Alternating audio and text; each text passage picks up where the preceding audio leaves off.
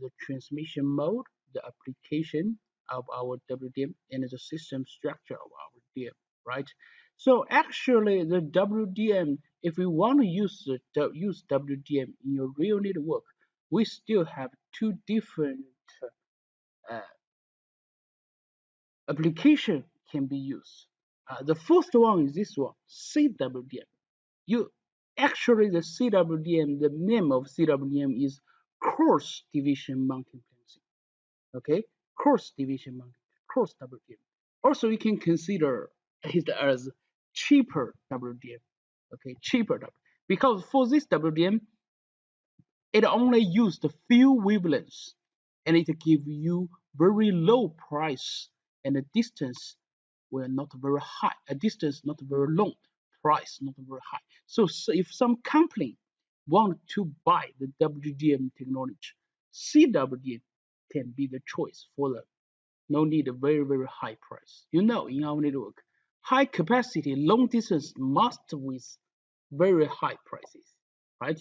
So if you still want to use WDM and you don't want to pay more money, and your request is not very high, CWDM will be a wonderful choice for you. Okay, so let's see what is CWDM. Before we learn CWDM, we can check this picture.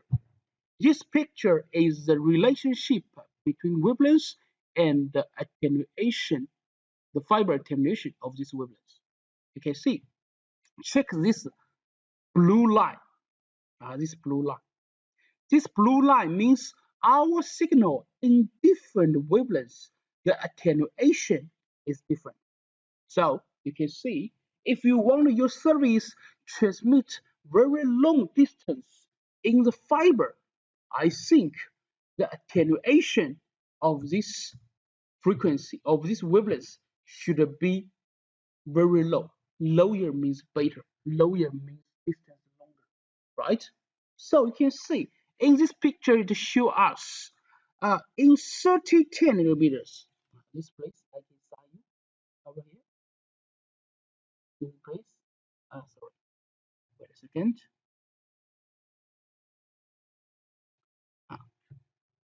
This place.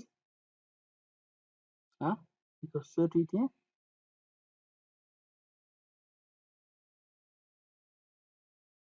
3010 nanometers. And this place 5050.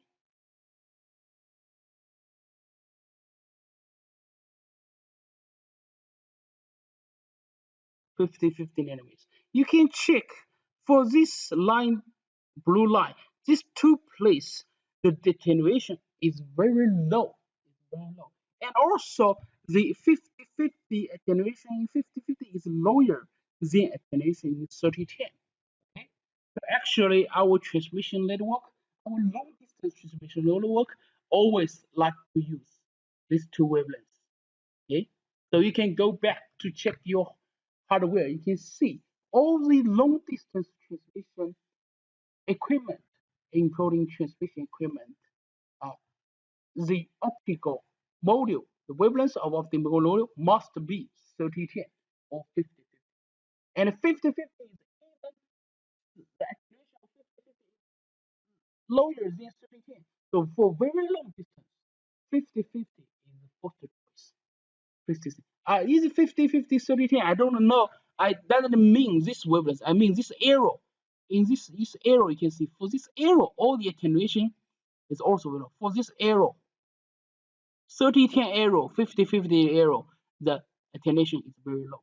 Okay, it's very low. So I can say because it's very low, attenuation is very low. So actually, this C band, you can see C-band wavelength 50, 30 to 56.5. Our DWDM,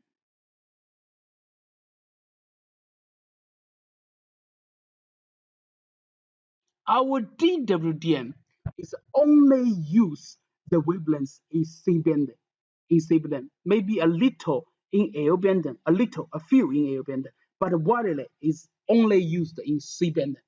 Okay, because in C-band the frequency, the attenuation is very low. Okay, and in this C-band we choose 80 wavelengths to use in our WDM network.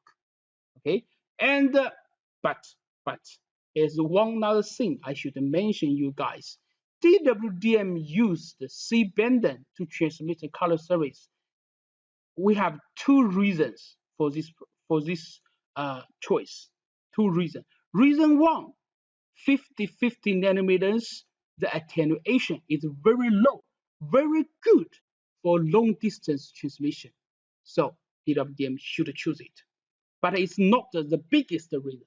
The biggest reason is reason two.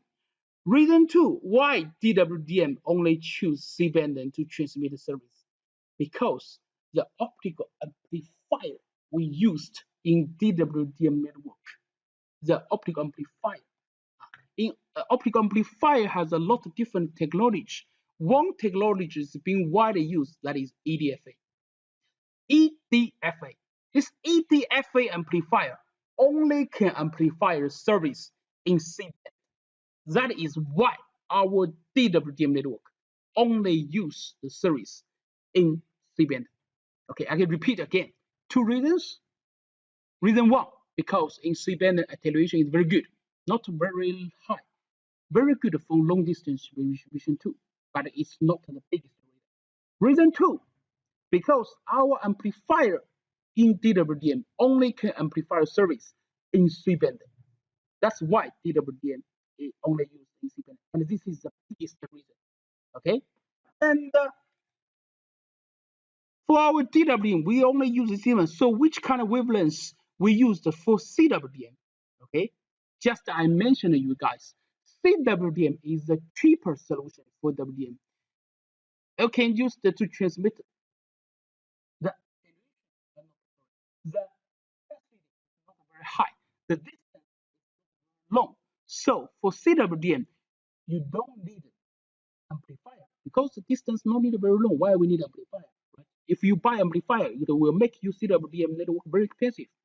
Amplifier unit is very expensive. Okay, so CWDM no need to use amplifier. Okay, just I told you why DWDM use C-band, because the amplifier problems. So CWDM do not use amplifier, so I can use any wavelengths I want, right? So actually our C-band is use the wavelengths from here to here. In this arrow, all the wavelengths will be used. In this arrow, I choose 18 wavelengths. 80 wavelengths, but only 6 of them can be used. Only 6 of 8 can be used because we have this part. You can check this part. For this part, you can see the attenuation become very, very high, right? So even CWDM do not like use wavelengths in this part, water part, water peak. Even CWDM do not like use wavelengths over here. So actually in CWDM, only 16. DWDM, now we like use 18. 80, sorry, 80. Okay, 80 wavelengths, right? 80 wavelengths. So actually you can check the CWDM system work on band raising from 1271 nanometers to 11 nanometers at a 20 nanometer spacing. That means you can see 1271, 1271, 1291, 1291, right? And 1230, 1211, 1311, right? 1321. But you must be in this part not be used. Actually, we have 18, but only 16 can be used for CW.